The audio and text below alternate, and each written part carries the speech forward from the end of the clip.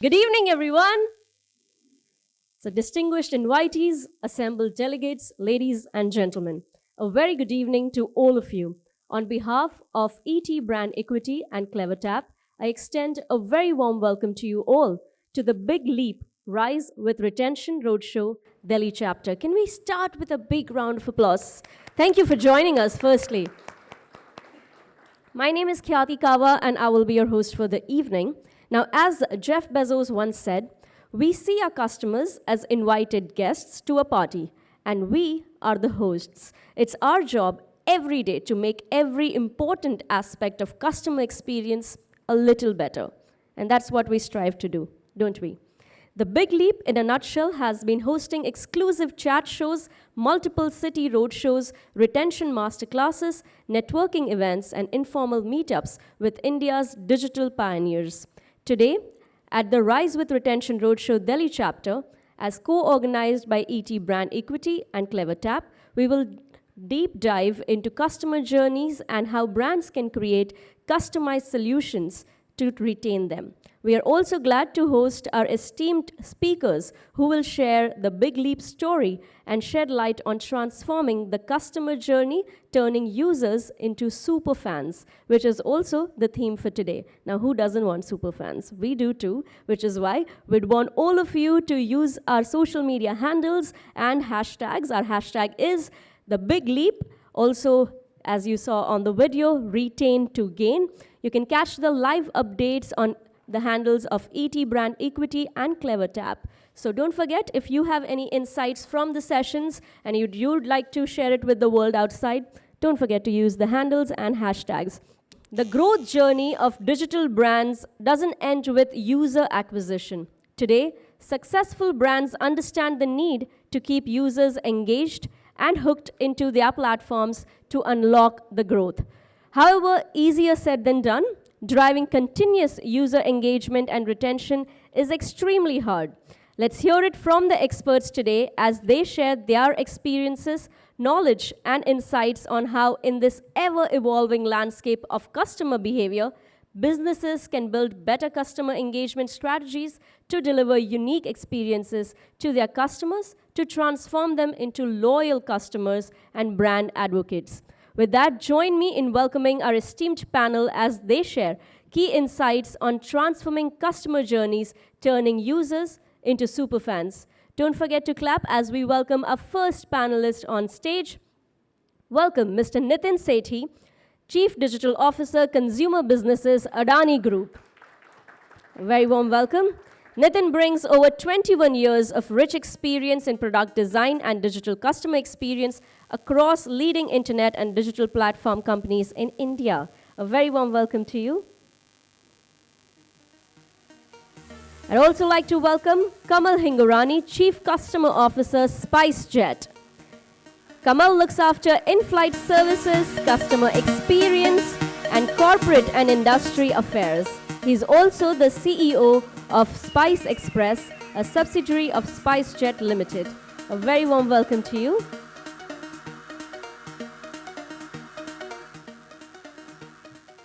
Next up, I'd like to welcome our panelist, Mr. Karan Jaitapkar, Head of Digital ABP Network. With more than 20 years of experience in delivering media products both in news and OTT, Karan has worked in numerous media companies and helped them grow in today's fast-paced digital world. A very warm welcome to you, Karan. Please join me in welcoming Himanshu Gautam, CEO and co-founder Safalta.com, Safalta Education. Himanshu is building Safalta.com, an innovative skills tech platform for youngsters in semi-urban and rural India. In his previous role as CEO Digital at Amar Ujala, he led the company's complete digital transition. A very warm welcome to you. I'd also like to welcome our panelist, Anirudh Arun, Chief Operating Officer, Blue Smart. Anirudh is an engineer, author, and entrepreneur with experience across verticals such as mobility, energy, e-commerce, mobile consumer tech, and wearables. A very warm welcome to you. Please join me in welcoming our next panelist, Manan Bajoria, Vice President, Growth, Product Marketing and Analytics, ixigo. Now, Manan heads Product Marketing and Analytics at ixigo. His expertise lies in a variety of areas including digital marketing, user acquisition, growth hacking, and P&L management. A very warm welcome to you as well. Now, I'd like to welcome Mr. Prateek Tomar, Vice President and Head Digital Technology, Apollo 24/7. Prateek has over 8 years of experience in the field of product and technology for over a decade across multiple industries, including B2B commerce, media, and healthcare, among others. A very warm welcome to you, Prateek. Last but not the least, please join me in welcoming our panelist, Vikrant Chaudhary, Chief Growth Officer, CleverTap. Now, Vikrant is responsible for leading the company's marketing and sales team and its integrated go-to-market strategy globally across all commercial and enterprise segments. He has a track record of over 2 decades of building high-performance teams. A very warm welcome once again to you, Vikrant. And now, of course, any panel can't do without a very able moderator. So join me in welcoming Gautam Srinivasan, Senior Journalist, as our moderator. Gautam's expertise in editorial and branded content spans an 18-year journey with leading media conglomerates in Asia. A very warm welcome to you, Gautam, and thank you, everyone. Over to you. Thank you so much. Is this on? Yes, I might have airbrushed some of the comments there in my bio, but it's for me, it's always a learning opportunity. So don't count by the gray hairs that you see here. It's all the leaders here who are young at heart and are raring to go always. That learning experience is enough for me. So, ladies and gentlemen, thank you so much for joining us here on this roadshow. I believe this is the 12th roadshow that we're having as part of this extensive campaign that CleverTap has organized in partnership with ET Brand Equity, called the Big Leap, Rise with Retention. And what a time that we are living in, where so many growth stories have come about, so many interesting tales of growth come about, but the key is always the retention aspect. How does retention work? So we'll learn more about that. As part of this campaign, we have also launched today the TV show on ET Now, where we are bringing out stories of growth and retention from 12 of the leading brands. So I believe we have the opportunity to see a little bit, a slice of that conversation on our screen. So whenever the console is ready, you can play out what promises to be one of the most interesting shows, the world's only retention chat show, in fact, or coming on your screen. So let's have a look. And some audio would be nice. Hi, this is Anish Shah. This is Adit Paricha. This is Sai. This is Prithvi Singh. This is Nikhil Gandhi. This is Samir Shetty. Hi, this is Sanjeev Karnwal. Hi, this is Vineet Nair. I'm excited to be a part of the Big Leap. Big Leap, the Big Leap. The Big Leap.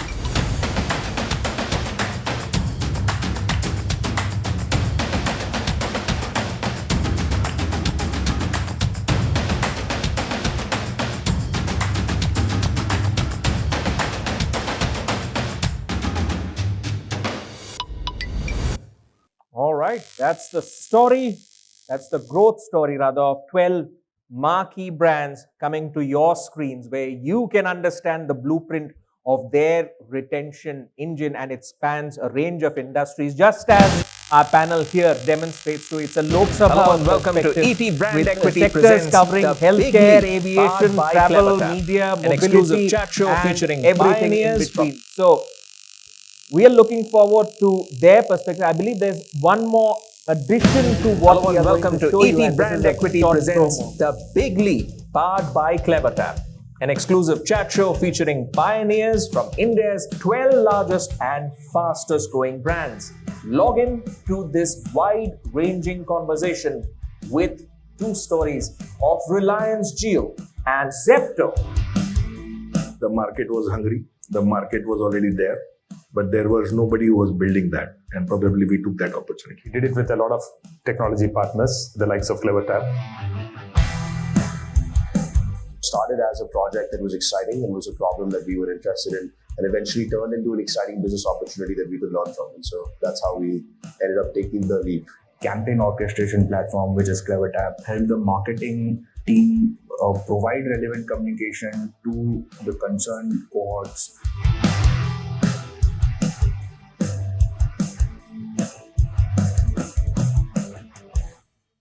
So stay tuned for that. And of course, you can also go to our digital platform where you will get the extended version of our conversation with each of these brands. And then you can understand in detail how their growth and retention engines are always turbocharged. But meanwhile, coming to the topic at hand, well, the transformation of customers and their journeys, and how do you turn customers into fans?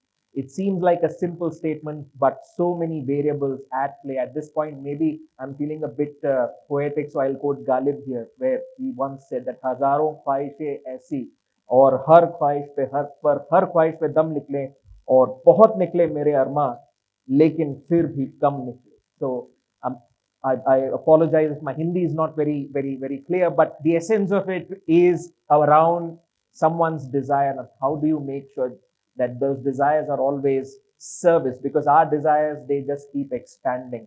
And a customer is never just one point. There's always multiple points within a single customer. So we'll explore all of that and understand the growth stories and retention stories behind that. But first, let's have a session where we also understand the leaders who are here, the individuals behind the leaders. So let's have a rapid fire round first of questions, get their perspectives in, and then we'll kind of dive into the brass tacks. So let's start with a question on, maybe Anirudh, you could start on this, which brand outside of your brand, which brand are you the biggest fan of? It could be a product or service, whichever. Let's try to understand outside of your own marketing bubble. Okay, so I'm going to try to talk about brands that aren't too big, maybe slightly more niche brands, and I'll name 3 or 4 if that's fine. If you can pick one, that would be great.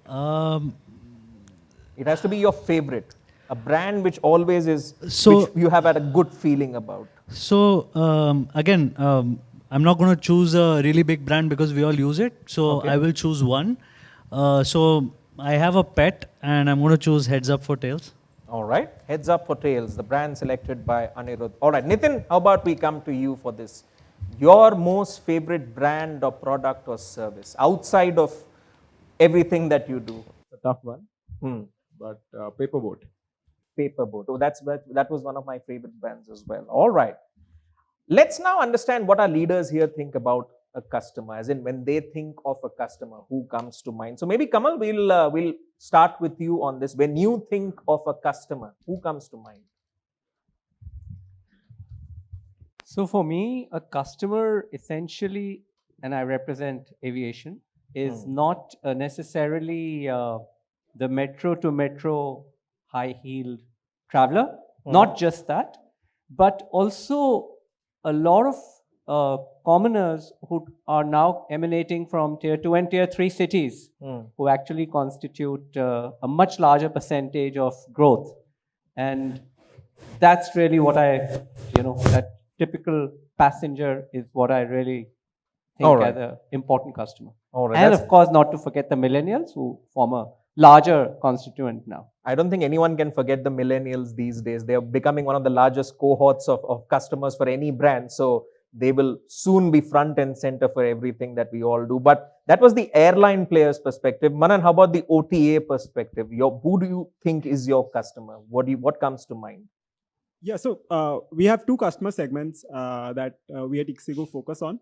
For the Flights app, the focus is on the first 100 million users who want to book flights seamlessly and are looking for value-added services and great customer support. On the other hand, for the Trains app, we have customers who just want a very simple and quick way to book train tickets. And at the same time, they want to track the running status for their trains and PNR status, etc. And we have put so much work on features like running status, where we now see instances where the TT inside the train is now using the ixigo app to check the running status of the train. Fantastic. Vikrant, let me come to you. As the world's leading retention cloud, you have clients all across the world. So this question might hopefully elicit a unique answer from you. When you think of your customer, who do you think about? Actually, in fact, I'm proud to have some of them here on the panel. But in the mind of each one of them is a challenger. is somebody who's wanting to create future of their sectors today. Meaning future will happen in future, but they're trying to create all of that today. So a customer persona for us has been always a challenger, disruptor, and hence all of rest of the stuff follows, meaning disruption, innovation, technology enablement, etc. But at the center of it, it's a challenger mindset and a disruptor who's creating future of their respective sectors today. Goes beyond the safe zone. That's your customer. All right. All right, let's also understand in a simple sentence, why do customers choose some of our guests' brands versus, say, their competitors? Himanshu, you want to take a first shot at this? Why do customers choose your brand versus your competitors? So for us, it's been very simple. We are an outcome-based learning platform that leads to employment. And there are two things that really work for us. Obviously, first is the affordability, because we are focusing on the mass segment, backed by a very solid accountability. I think that's been one of the missing pieces in the whole edtech industry, if I look at my other peers in the industry. So outcome-driven approach, backed by a lot of accountability, I think that's what can do magic for you. All right. Karan, what's your view on this? Since we are a news channel and a news entity, for us, trust matters. We are a 100-year-old brand, so trust matters for our customers. That's what pegs us above others right now. But most probably with the digital front, I think experience matters. So that's our core now, experience and content both. So we are focusing on that and experience at the core, from the UX perspective and the UI perspective, especially on the digital side. All right, trust and experience. Prateek, you want to take a shot at this? Why do customers choose Apollo versus others? I think the credibility and reliability that Apollo as a group brings to Indian healthcare space in general through its decades-long presence across hospitals, pharmacy stores, and diagnostic centers gives us that unparalleled resonance to strike with the customers. And I think using that when we ventured into the digital side of things, I think we were immediately able to strike that chord. All right. Let me ask the audience, what's your most important keyword in terms of the importance of your brand versus your competitors? Any raised hands, but a simple statement rather than an exposition. Anyone wants to chime in here? What do you think is the most important keyword? Because we have had trust and credibility and experience. These keywords come about when brands talk about why customers choose them versus others. Maybe anyone has a point of view to add before we move on to our sort of brass tacks questions on this. Anyone? All right, I gave you a chance. I'll give you a chance once more. If you don't, I'll take that chance away and I'll have the opportunity to ask one or some more questions. All right, let's get down to the brass tacks and first understand the whole customer journey. How do you map it out? How do you map those expectations? And then how do you use that to turn those customers into fans? Because we've seen this very rapid evolution which has happened in especially consumer behavior over the past 2 or 3 years, and the expectation that they have from their brands, that has immensely gone up when they look at personalization, when they look at how the brand responds to maybe adversity or an outage of service or so on and so forth. So maybe Nitin, we'll start with you, considering the diverse lines of businesses that Adani is in. How do you map so many diverse data points from the customer and so many diverse customer points itself, map those expectations and use them to turn them from customers into fans? Let's have the Adani Group example first. Sure. So Gautam, two things. You share the name essentials with a big man. Right? And I really wanted to say this because it's Gautam Shantilal Adani. Only A is missing. Yeah. So it's sometimes life takes different routes. Yeah. So lots to be on cards. But so I just made your, day because it's recording. All right. Yeah. It's legacy now. So I think for us being there in close to 30 business lines, and most of our business lines are B2B, but many of the audience leaders doesn't know that we are serving close to 400 to 400 million customers in B2C. We are one of the biggest conglomerate in our B2C segments. We are the largest airport operator in India. 7 airports we operate. 85 million fly from our airports. And airports are monopolistic in nature. When it comes to airline, with of course all due respect, SpiceJet, I'm ex-Indigo, right? So you fly from one destination to another, you have 7-8 options. You don't have any option in terms of airports. And I'm picking a category, so I'm able to elaborate. I get your electricity bills as well, so I'm Yeah. familiar. Yes. So we serve half the Mumbai, right? Many of you they don't know. We are into gas distribution. We are the largest FMCG player in India with Wilmar. But when it's come to specifically Indian market, the customer is somebody who's deriving the value. He's seeking that value, right? There is a customer segment which is a deal hunter, which is very different from somebody who's only seeking a value. So for us, every category, every customer segment means different things as a business, as an ecosystem. So what's that one guiding thought then? Because every customer is different for different lines of businesses. What's that one central thought which guides you? So for us, fulfilling the promise which we have, made while offering that service is the most important thing. Many brands fail to do that on a daily basis. So marrying brand promise with customer expectations, that's your key objective in whatever you do. It's not a rocket science, but it's a very difficult thing to do. It requires a lot of consistency. Any anecdotes you can share? So, airports. When a lot of flights land, plethora of consumers will come in. But you need to personalize the customer experience for somebody who's a high-class traveler, also for somebody who's a blue-collar worker, because he may be coming back from, Dubai.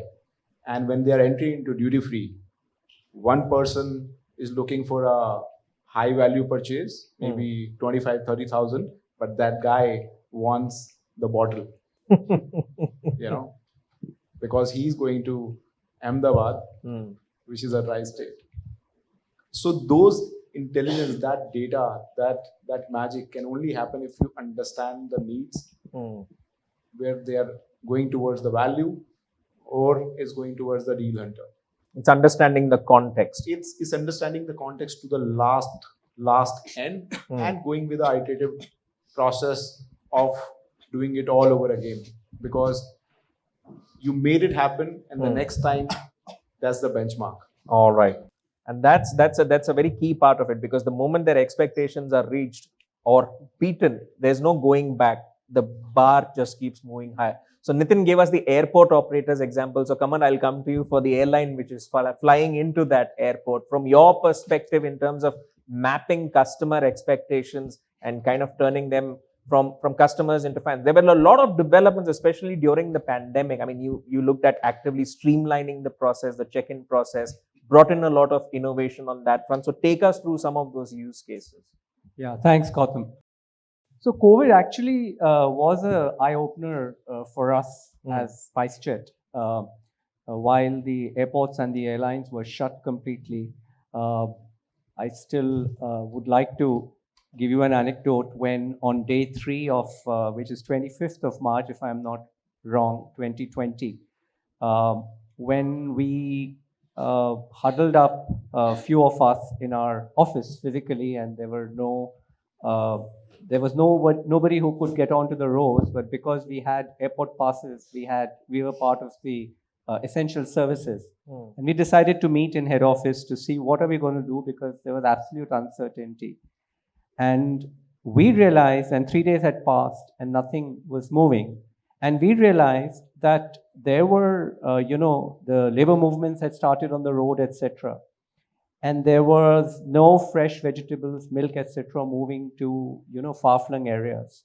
And that's when we thought that we can't just be closing shop.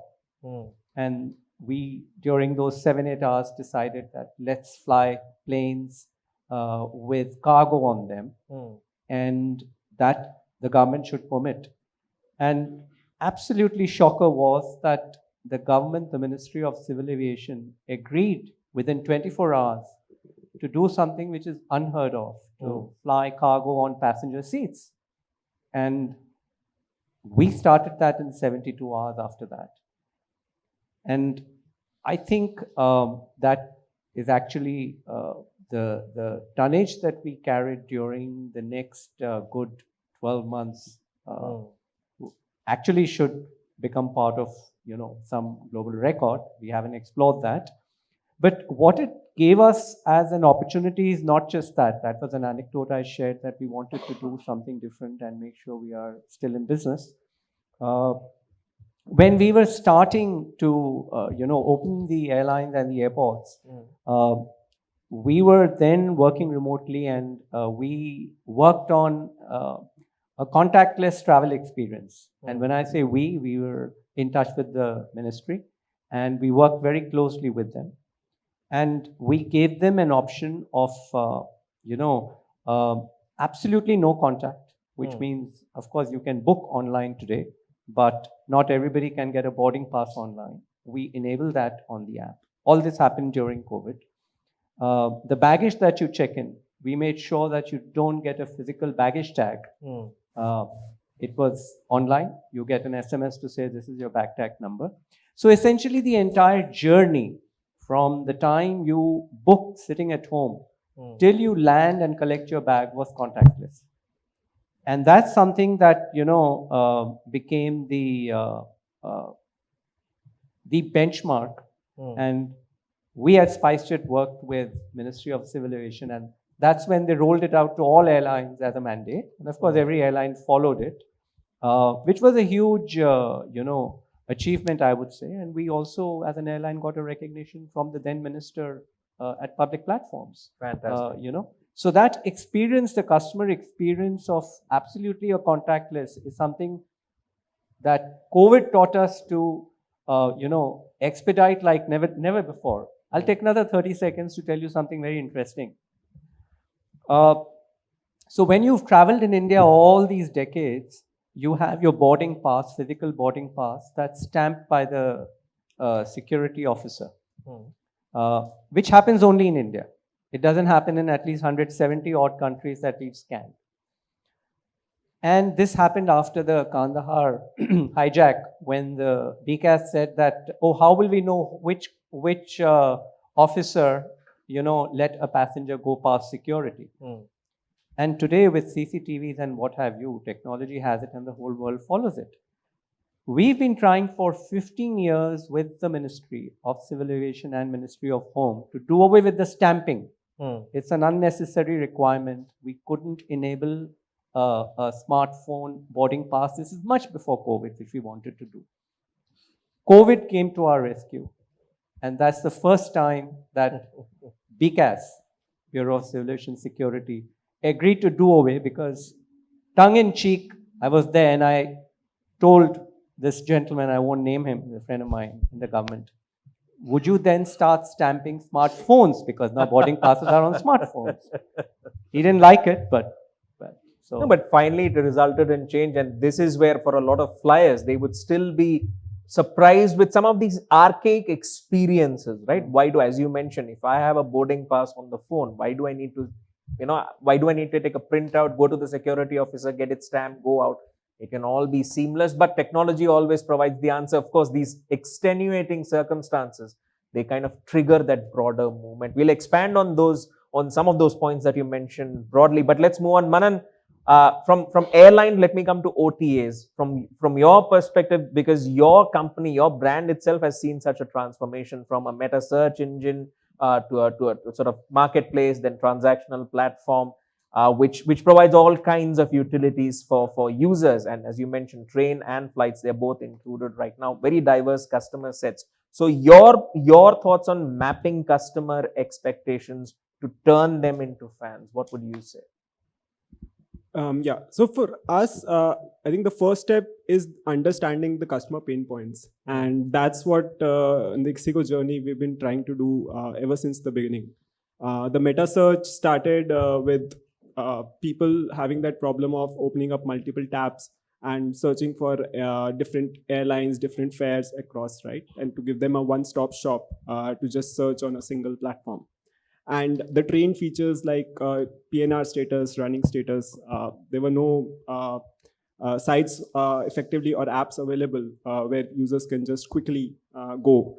We even started by scraping the PNR number from SMS. That was the growth hack that we at that point in time figured out. And the app would automatically recognize and tell you if your ticket is waitlisted or your train is running late without any input or intervention from the user. And that journey continues till now. Like just during the COVID period, we launched ixigo Assured, which is our full cancellation, free cancellation product. So you can cancel your flight for any reason and you get your full money back. And again, that has been a huge success because the airline cancellation fees are huge. So solving all these customer pain points automatically leads to customers experiencing that aha moment, which leads to customer delight, and in the end gives you a higher retention. There's no other way you can get a good retention unless you solve all those customer pain points. And that's interesting because the ecosystem itself presents all these anomalies, right? When you talk about refunds or maybe processing fees, there are many anomalies, especially in your space. So the fact that you truly solve that and solve the customer pain points, it gives you a sort of a natural in with the customer in terms of trust. As you explained, you did that with your train app where all these usual logistical issues comes for any user. You solve them and then probably you went into monetization and used that route. We'll expand on that journey as well. At this point, let me get in the enablers perspective. And Vikrant, let me bring you in. You've heard Manan and Kamal and Nitin talk about their brands and how they sort of map customer expectations. I want to hear from you your thoughts on that, and also how has personalization in a sense become more granular in terms of the customer journey for brands who are looking to really understand their customers. I think in our space, we have a unique position to learn from all contexts. Okay, but if you listen to everybody, the central thought of everybody's narrative was understanding the user. Okay, and while there is a what part to it, the how part has changed over time. We used to have needs of a customer is a form of data. It could be expressed or unexpressed, but it's a form of data. 3 of us sitting on a dining table, one could be a compulsive non-veg, compulsive veg, and all 3 can be using the same food delivery app. Okay, but the 3 screens need to look differently, need to present the top 3 options differently. Each one of this is data at the heart, but over the period of time, this whole personalization has moved over timeline. If we look at last 30, 40 years of this maturity, the problem is same, delivering right message, right time, right person. Okay. Only a form has changed. Maybe a venue of the delivery has changed. We all come from billboards time, where there used to be a billboard of a brand. It doesn't matter, airline, hospital, or a travel operator, or even any consumer brand. There used to be a billboard. Same message for everyone. Then came an era of something like a database marketing, where you could personalize the address pasted for a database to be sent was customized. Gautam's message letter could be different than maybe Nitin's letter, and so on. Think of it, fast forward, email marketing. You could not only just do database, but each script could even be automated, scheduled, timed, and you could serve the customer need in a very different nuance. Then came the internet world. 2007 changed everything, okay, after the App Store, Apple, and so on. So in each one of these changes, you are not addressing the problem of one to few. You are multiplying the context into millions to billions to zillions, okay, and that context getting hyper personalized is a harder and harder problem to handle. So database marketing, maybe few thousand, maybe few hundred, and then maybe how much relational database can store, kind of a constraint. Okay. To come to email marketing, again, same constraint. Come to internet world, that changes to millions at the same time. Who views where, which geography, which form factor, you don't know. Come to mobile, this is not a 10x problem. it's maybe 1,000x, 10,000x problem to serve an individual person's data and preferences. Okay. So one is this whole dimension over time, context of scale, to manage that scale for the same brand, to deliver the same message, but to a unique customer, has changed the scale context hugely. The second thing that has happened is content doesn't serve anymore. It's a context time, meaning the context of the customer serves what I need to deliver. The same food delivery app, okay, calls a customer from an unsolicited number. Okay. We are on post-pandemic time in Zoom meetings, and somebody calls me, hey, your delivery has come. I don't even know the number. Most of the time, I'll actually drop the call. We recently did a feature, it's going in beta right now, where a CleverTap enabled app, actually the app calls you on a trusted call with context. Hey, Gautam, you ordered a food, dosa. Your dosa is at the gate. And so it's a context time. I mean, in travel world, imagine I'm rushing to a flight and my gate changes. At that point in time, keep sending me SMSs. I won't check it. I was already running late. Okay, but you flash the screen with a notification. Hey, gate is now 45 to 65, run in a different direction. That time only a notification on the screen helps. Okay, WhatsApp won't help, email won't help, etc. So I think the two-dimensional change, content versus context dimension. Earlier, you used to have same content for everyone and consume. Huge amount of creativity, but you never know who will be impressed, who will become a prospective engaged customer, and so on. Second is the scale dimension. With mobile, I think everything has changed to a very many-fold scale. We today are touching 3 billion devices at CleverTap on a daily basis. Our monthly volume has scaled to 200 billion messages per month. Okay. And we just have 1,350 customers. We are in a B2B space. We have 1,350 customers. But look at the amount of scale, like you saw Jio or a Zepto or a Paytm. And the scale in consumer space is so much that mobile has changed the dimension. And context is the second piece that we feel. I think over a period of time, this context will turn into things like recommendations, and it will drive future in a much more meaningful. So content, context, and timing, these three variables, and scale.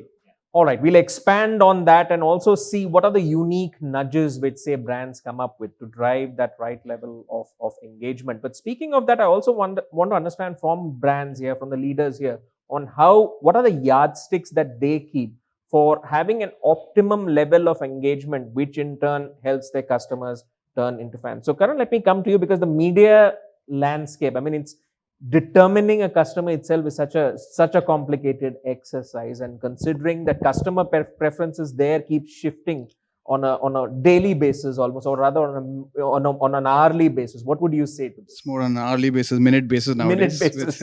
With the millennium. Yeah, we sort it out by messaging, as rightly pointed out earlier, that messaging is key to get back these users. And we don't want to bombard them with so many messages, right? So use case is very clear. If I have to send a notification, right, we make sure all our users are bucketed on an hourly basis. So we know what their behavior is, what their context is. I can't be bombarding them with information. Since my app is there, they're giving me the right. I don't bombard them, right, with so much of information, because there is a lot of information around cricket, around something, politics, some bridge collapses, something happened, but everyone doesn't need to know everything. So we make sure we context them, right? We bucket them as per behavior, and then we send these notifications only to those people. We don't bombard them. So even if the user is receiving 60 of those messages from us, he will short click on it. So we are not trying to irritate him at any point, like bombarding him with everything possible. So their most favorite topic, for example, like for the airline guys, it's in a sense easier, right? If you say, hey, your gate is changing from gate 42 to 65, sending that notification is appreciated by the user. But for you, how does that work out then? Because see, for us, we are not value providers, as you said, rightly pointed out.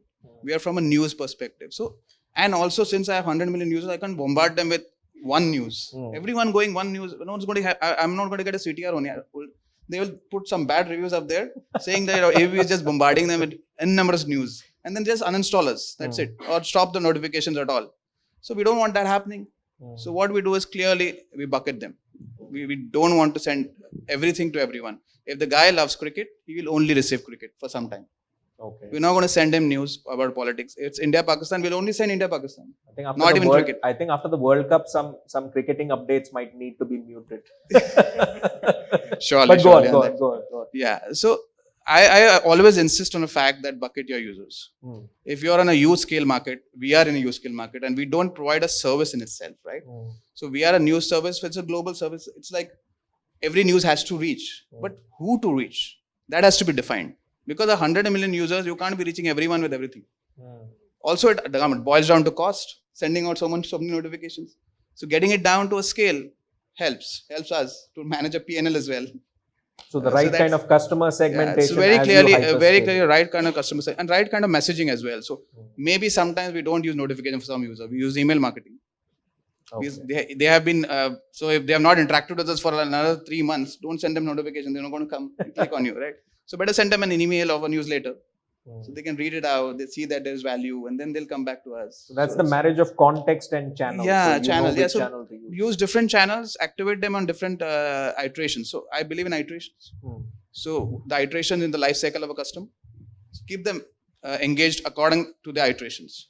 So if they keep on coming back a particular day, maybe they come returning to me every day. So I think they will accept my notification. They're okay with an irritant like me. But if they are coming back only a month, I will avoid that, right? I will try to give them a different channel where I don't irritate I don't fill up their notification box. So that's where next time I install your app, I will be paying close attention. Yeah, we've just changed it also to dramatically different. So we're trying to focus more on video rather than text. Fantastic. Please do. All right. Himanshu, let me come to you because, from a skill stack perspective, what you provide, how does this work for you in terms of determining the optimum level of engagement? Because once someone signs up with your platform, they are going to be engaged because there is a purpose attached to it. I'm learning something to maybe get ahead in life. So in your view, how does it become easier for you in terms of determining engagement and using it to turn your users into fans because they have that value there, right there and there? Because their earnings might go up or, they could enter into another field that they wanted to. What's your perspective on this? Surely it's very, very important for us as a brand to keep on converting our users into fans. And very importantly, it's also a lot of time brands are looking inwards, but at some point of time, it also helps to kind of have a look outwards that how are your customers, talking about you onto other platforms? What are the kind of social signals that you're getting from those places? Obviously, like all the other brands, we also have systems where we give them certain coins, we give them certain hierarchy. So if they're pretty loyal to us, they're good with us. So we give them a capability to solve doubts for other students. We enhance them into their hierarchy and all. So those are the tools that we keep on using. And ultimately, the whole personalization bit also, I'll just quickly talk about it. It's very important for us because education in India is not easy.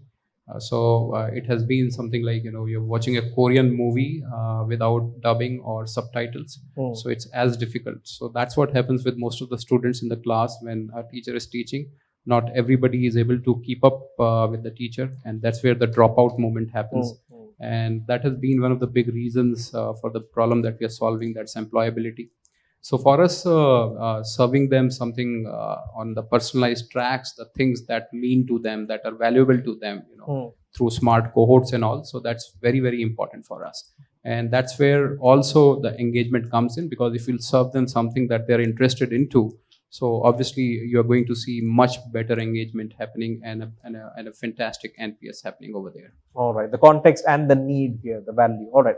Anirudh, let me come to you, your perspective on this, especially from the mobility space and how, again, a huge amount of competition exists. So for you, it's a David versus Goliath game. So from your perspective, how do you truly go about user engagement to kind of turn customers into fans? What are the yardsticks that you look at?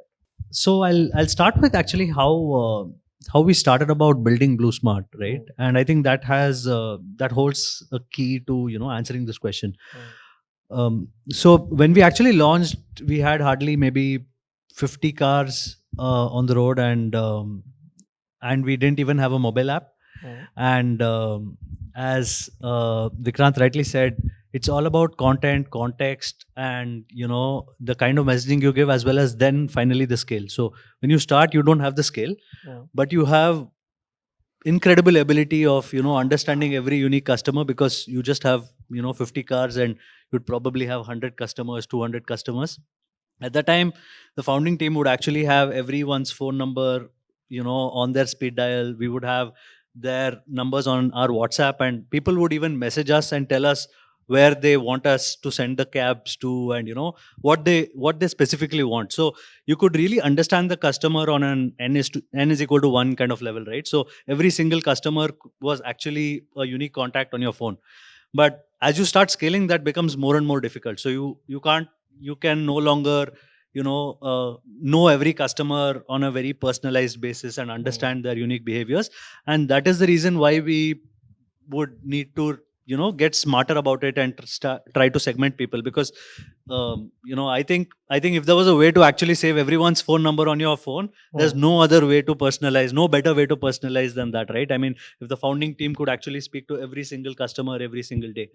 So I think the learning came out of that, and I think customers ended up telling us a lot of stuff about what they wanted.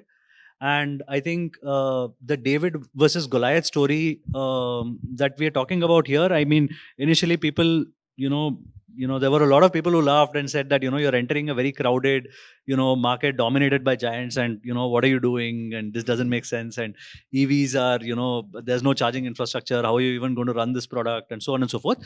But I think the key there was to understand the customer and actually understand what were the pain points. And only when you listened, you could actually figure that out. And there were early signs well before COVID that, these were the key pain points that are actually coming up, which look much more obvious to us now, like, surge pricing and driver cancellations and unsafe or maybe dirty cabs and so on and so forth. But people were talking about it long back. And once you listened, you started figuring that out. And you realize that the way to probably launch a product is to, especially with a lot less scale than what your competition has, and it's a classic network effects business. The more supply you have and the more demand you have, the better unit economics you make, because you're able to, match people better, right? Ultimately, that's the game that mobility is about. And you can't play 50 cars against 50,000 cars. So what customers told us is, hey, maybe it's not the instantness of the cab, which everybody said that, this is the only way to build a cab business. You need to be, chalte bano. You need to absolutely give the cab within 2 minutes, 3 minutes.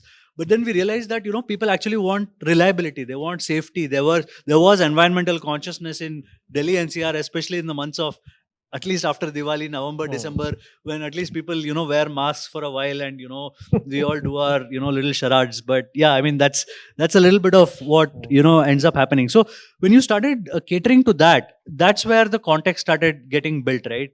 So we could build a scheduled rides product. Then, we, further get, we get smarter with, stuff with data, of course. For example, if somebody lands, we talked a lot about airports. When someone lands in an airport and we obviously get to know that they're in an airport, we immediately realize that, they're probably looking for a cab, and we can send them a notification at that point, and, probably tell them that, hey, there's a cab waiting, and, this is the amount of time it will take for you to board. Guide them where to go. Exactly, guide them where to go. Another interesting way to, nudge customers smartly is probably when, they're trying to take a trip to the mall. Maybe they're going to end up with luggage, so maybe they want to make that a rental rather than, go there, then try to get a cab back, and that's a huge hassle. So why don't you have the cab wait there for you for, maybe 45 minutes? You finish your shopping, the cab is right there, then you just call the guy up and, come back, right? So there are a bunch of things you can do. And I think if you listen to your customer, they know way better than all of us regarding what they want. Yeah. As they say, any advanced science is indistinguishable from magic. So it's those magical moments, micro moments that you're looking to capitalize on. We've had a variety of perspectives. I've not had the healthcare perspective. So let me see how the healthcare industry approaches this, because Prateek, in a sense, from a value perspective, it's a necessary engagement. I go to the hospital, I am going to have an engaged experience. I go to the doctor, it's not a single visit, it's a multi-visit experience. And these days, everything is tied in together because the pharmacy is also digitally connected. So if anything's recommended to you by the doctor, you have a direct experience with the pharmacy as well. So from your perspective, how do you go about is it easier for you to turn users into fans, but at the same time is it also riskier because any one mistake can cost you that customer for a lifetime? There's not a great chance of them coming back to you. How do you deal with that? I think healthcare is a very sensitive sector when it comes to doing personalizations or recommendations, because if you're buying medicines, there won't be any frequently bought together, or you may also like kind of widgets. At the end of the day, we'll end up knowing someone's health records, like what kind of surgeries or treatments they have been going through, the kind of chronic or non-chronic ailments they might have, what medicines they are buying, what kind of diagnostic tests have they taken, and what are the results too. So such a sensitive information cannot really be used to create a sales pitch.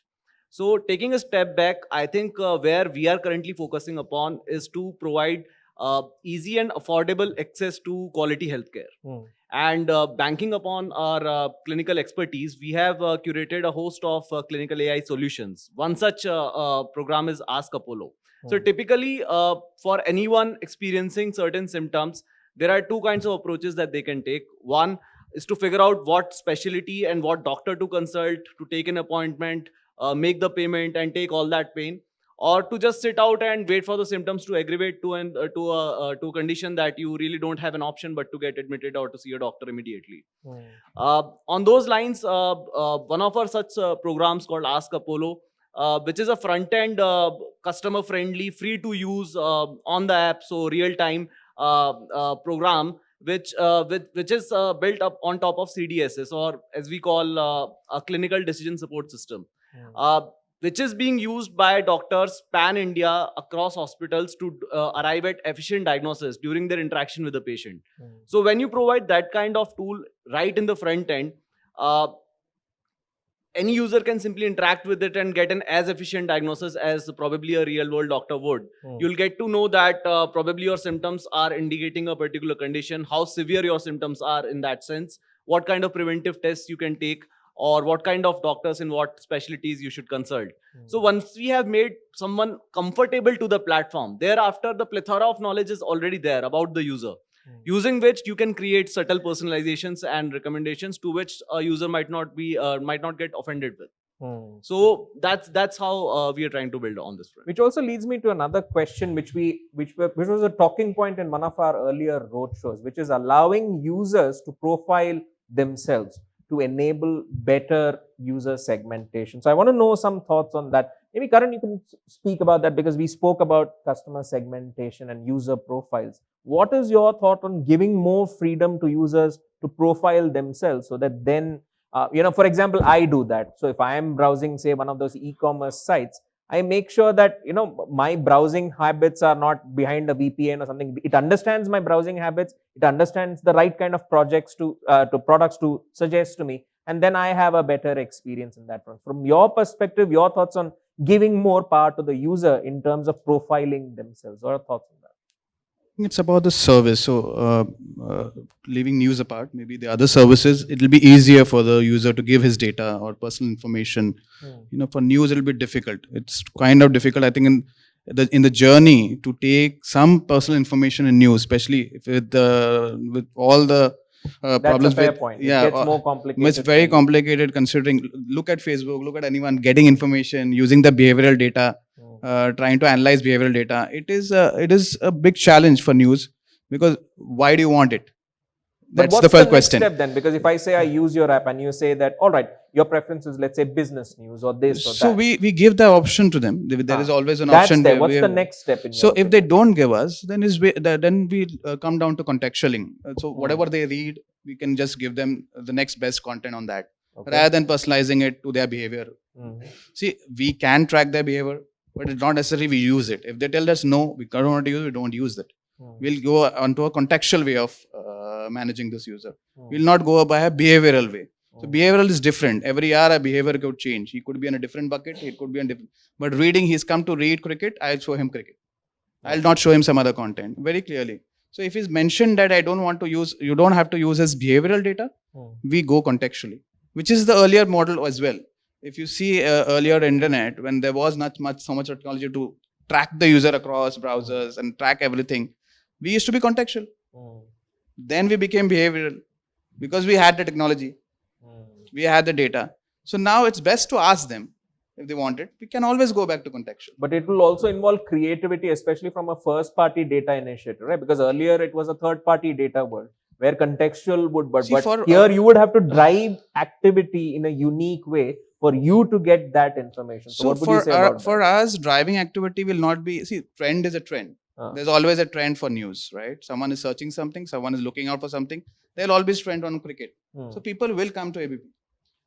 If they like the brand, they will click on the brand, they'll come to ABP. Now, once you reach there, if he has given me the rights for behavior, I decide whether I can go with his interest segment. Or else I go with my contextual segment because he's landed on cricket. I show him cricket. Fair point. So then he's also like safe. Okay, these guys are not pushing me a lot of data around my interest segment like tech. He's landed on a cricket page, and then I'm showing a tech article. He knows, right? Then he's startled. How did he know? So if he's not giving me the access, I better not show him. I'll show him cricket. But if he's giving me the access, there will be tech there. Understood. But taking forward what you mentioned, Pratik, let me bring you in because I can understand Karan's point of view because from media perspective, it might be different, but maybe for healthcare, there'll be a more value add for giving the user more control over their profile to enable better segmentation. And the user would be happy to do it because they are looking for specific outcomes from their healthcare and maybe even skills, which I'll come to Himanshu later. Your thoughts first, Pratik.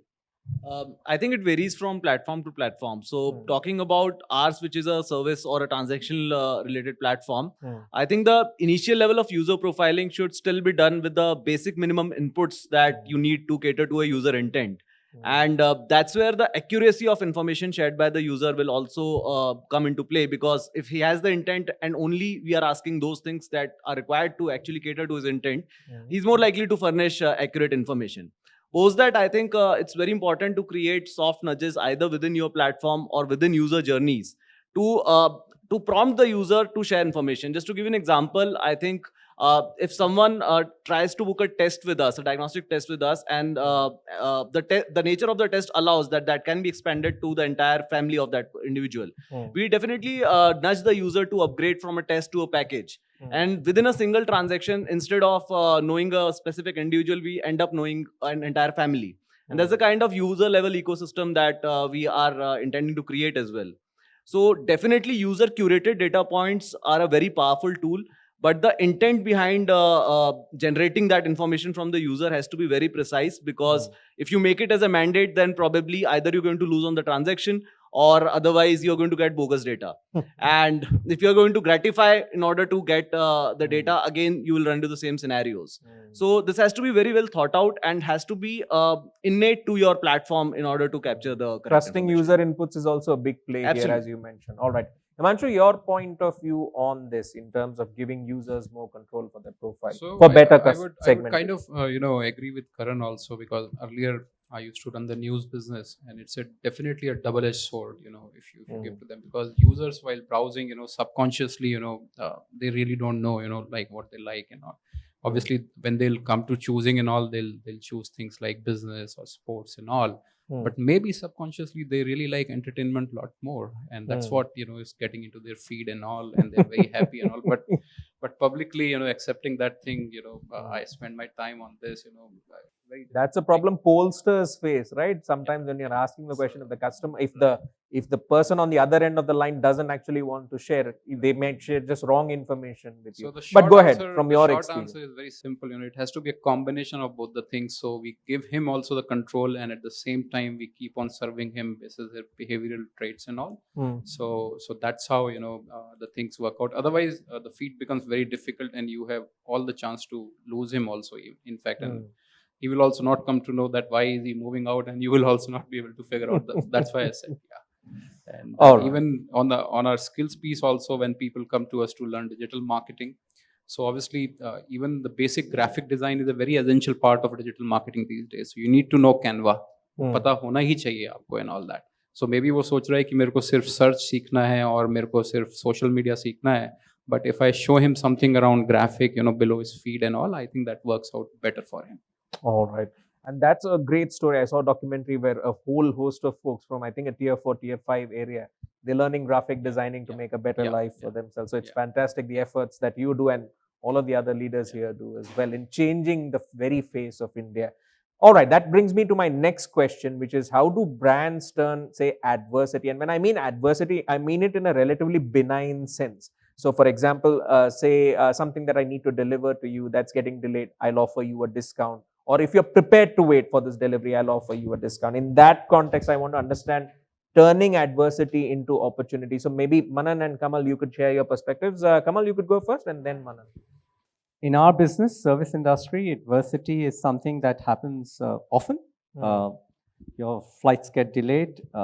You don't get a meal of your choice on board, which you or booked. even the middle seat. I saw someone running a campaign that if you get a middle seat, you'll be entered into a lucky draw where you can win a prize. Great example there. Right, because a lot of customers don't want to pay for preferred seats. And today it's a global norm, especially for low cost, and not just low cost, even full service airlines, they charge you for preferred seats because it's the ancillary revenue that airlines earn that actually makes the difference between profit and loss. The vanilla seat today doesn't make money for most airlines globally, an economy seat. How do we convert an adversity? I will again share an example. What we have is, for example, on board, if you've pre-booked a vegetarian meal and you are not served one, of course, the routine happens. The crew apologizes and serves you whatever is available, which is willing. But at least what we do immediately is that we started, even pre-COVID, the crew used to carry tabs and they used to have the data of each passenger on the tab. So they knew what the profile is, etc. Immediately, a service recovery voucher, in addition to the refund of that meal, is initiated automatically the moment they log on when they come back to. So even before a customer has lodged a complaint to say that I was not served my meal, in his inbox is a service recovery voucher already with an apology. Now that's something which we have noticed, and we started this almost 4-5 years back, 2 years pre-COVID. And I think that's got a lot of retention strategy that has worked very well. I'm just sharing one example. We have many more. You report late, you get denied boarding. There's, of course, a denied boarding compensation as directed by the regulator. That's, of course, given. But is that enough? Typically somebody who has to take a flight definitely wants to get onto a flight. So whether it's the airline's fault or the customer's fault, he's agitated. So what is it besides the main regulated compensation? So once again, a similar thing, even while the customer is arguing, there is mostly an opportunity to, trigger that service recovery voucher with an apology letter. So that's helped us big time. All right. Manan, your thoughts on this? Yeah. So during COVID, right, when flights got shut down and there were millions of users who had booked their flight tickets and they didn't know what to do. The airline centers were flooded. Sometimes airlines were giving credit shells. Some of them were giving refunds, and the airlines were also not giving refunds proactively because they also didn't have that much money suddenly to give away, right? And that is when we decided that wherever we know that airlines will give us the money later, and the customers had booked with us, we proactively refunded the money back to the customer, even when we didn't get the money from our airline or our providers. And we gave them a full refund, including the convenience fee, because at that point in time, every customer was in a pain. They were hassled as to reaching out to the OTA, to the airline, figuring out that their money is stuck, and they didn't know what to do. So at that point in time, we took that risky call because we didn't know when that money will come, and even we were not really making anything when travel was at a zero or a standstill, right?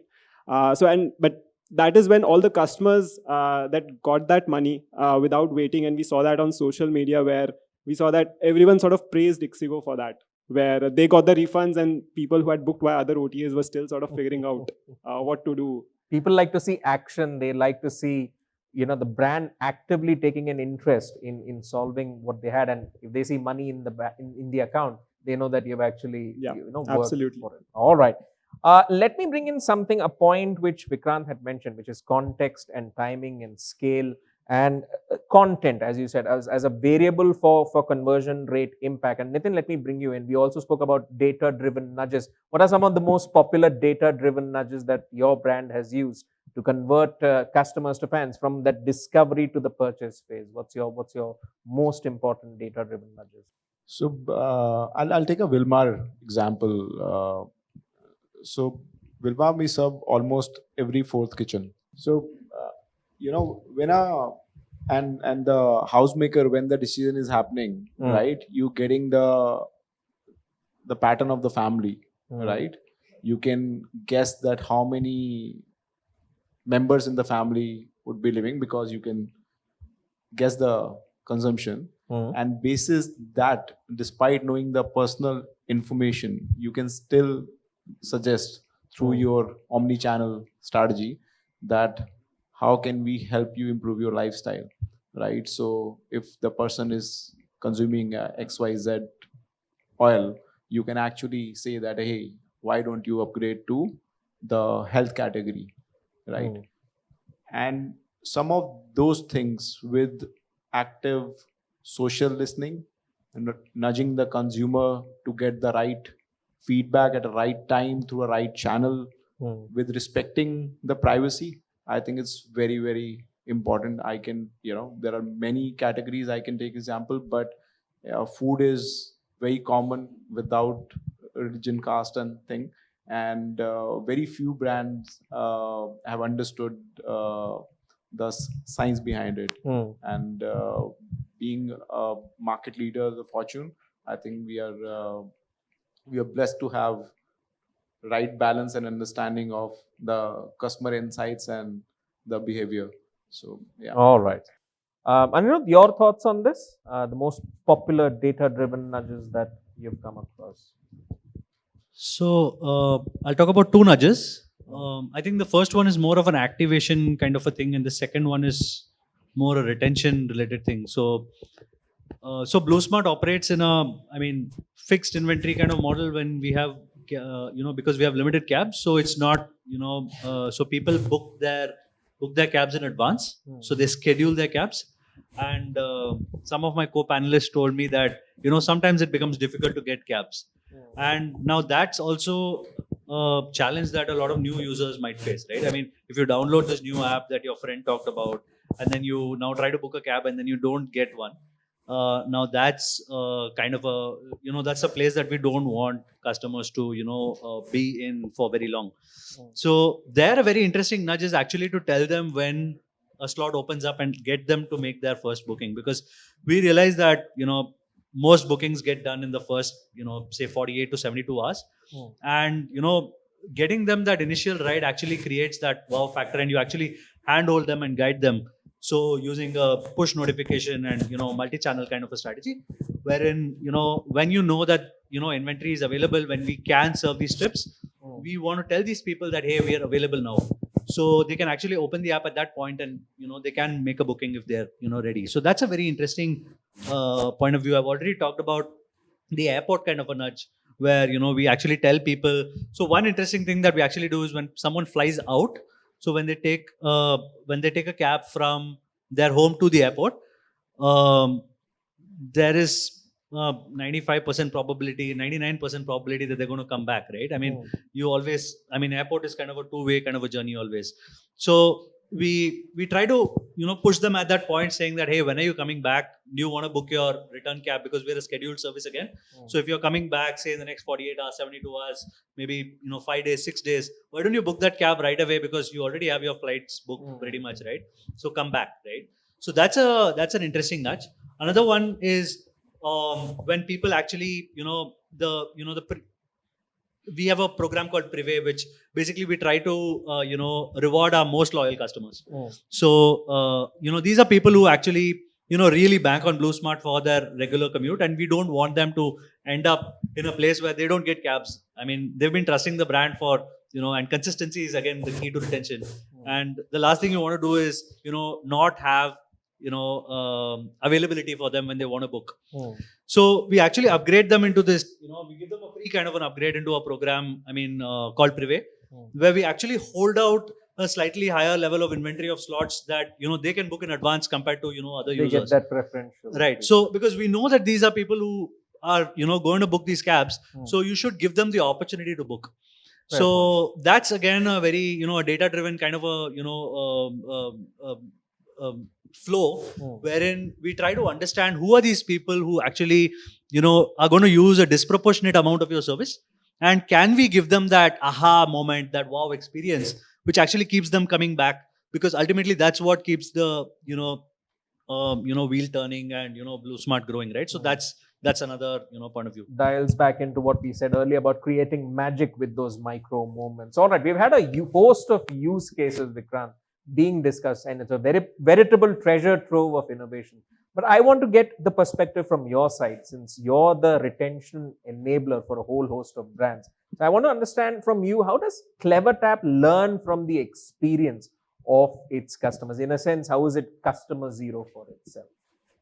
Yeah, so unfortunately, we are a B2B business, and hence we are on only few capabilities can use ourselves. But the CleverTap platform learning from customers is profound.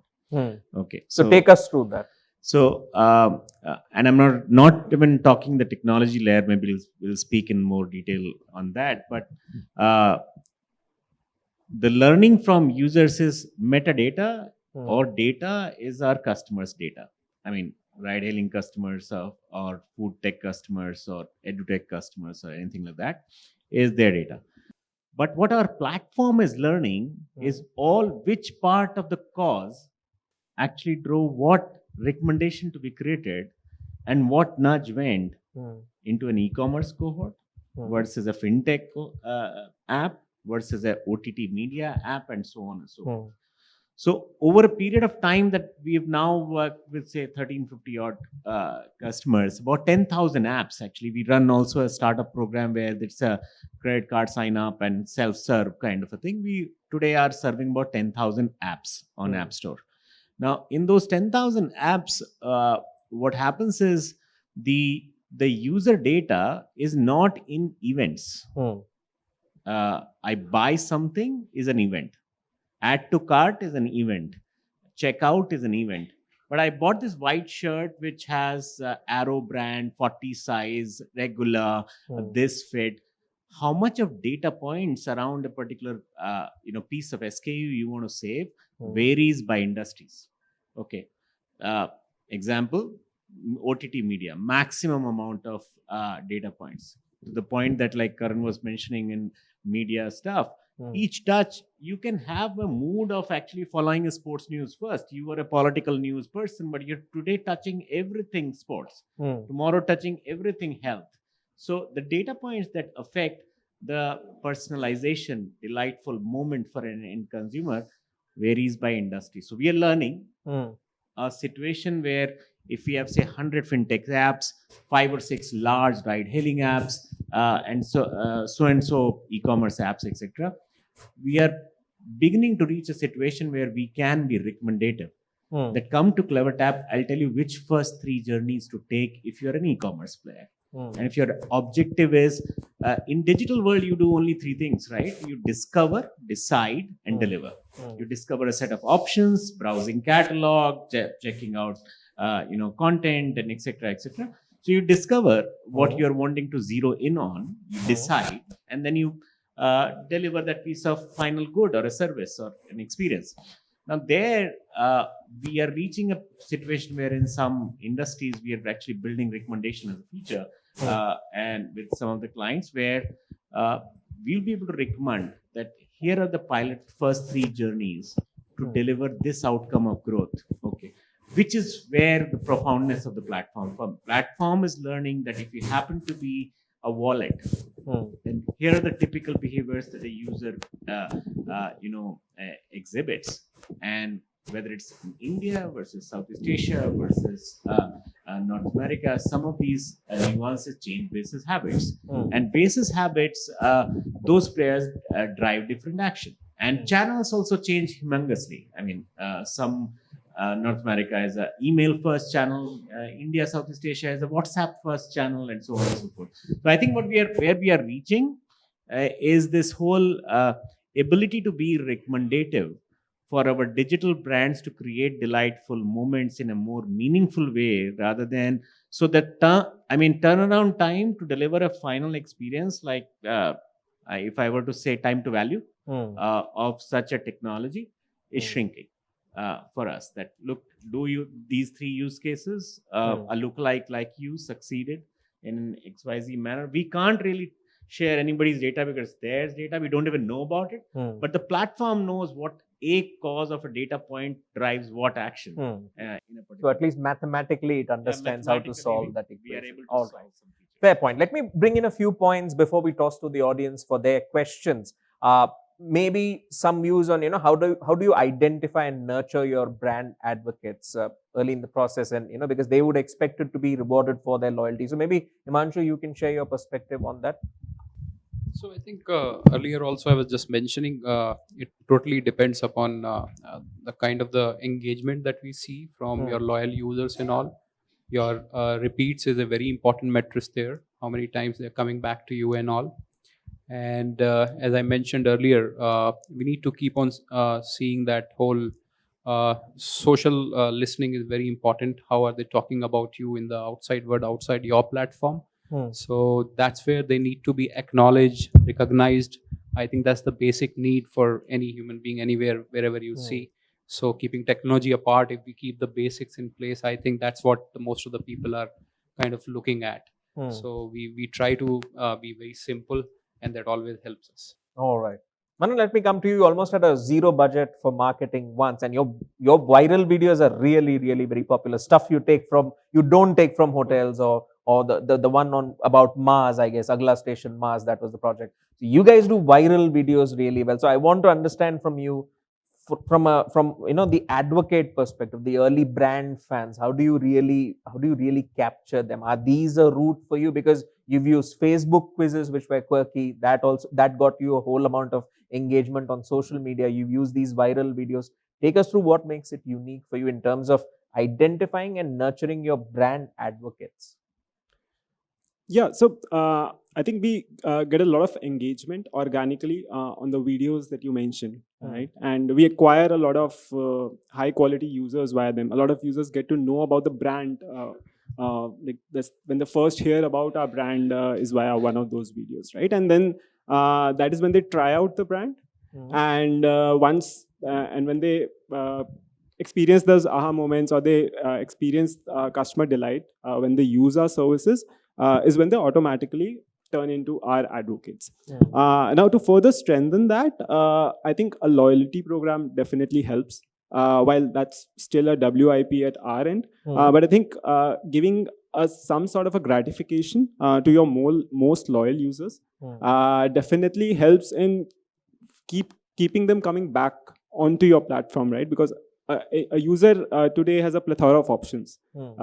So if you can bind that user somehow and keep giving them back, and that also what that also does is, so if you have a gold tier and a silver tier, for example, and you showcase some great benefits in the gold tier, so the customers who are in the silver tier, right, they will aspire for that gold tier. And that will nudge them to, let's say, make those 3 more extra bookings in a year, and they can transition to gold and get those extra benefits.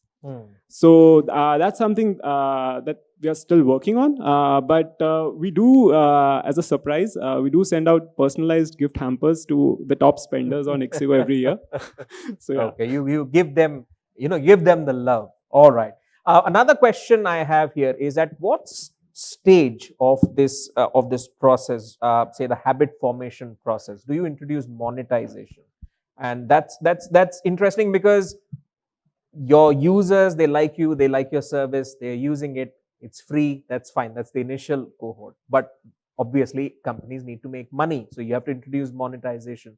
So I want to understand how that works for you. Maybe Pratik, you could share some tips or insights on this. At what stage should brands introduce monetization? Because the fear is, the moment you introduce monetization, your loyal cohort of users goes across to a competitor who's offering it for a cheaper service. What do you say to that?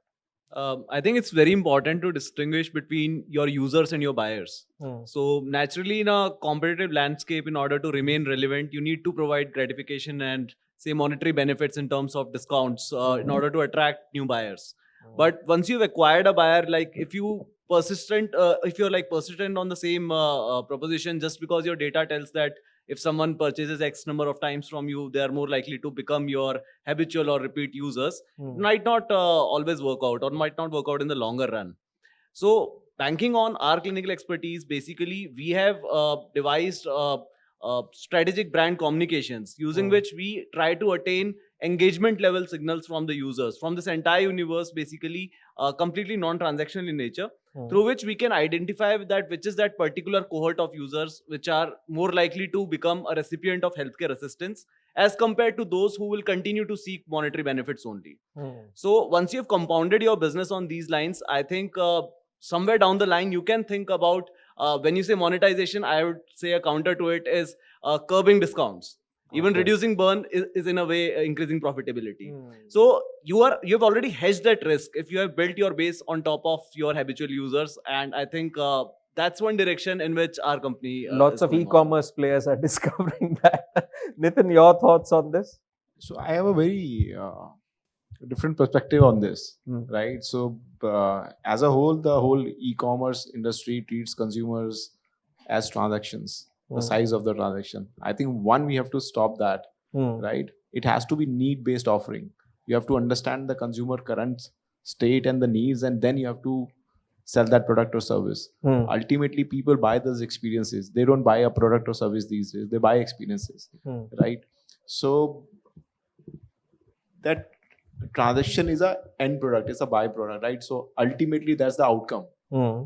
But if you understand that personality trait and the need, and you mix that well with what he needs at that particular time, and fulfill that consumer journey, that's I think the aha moment.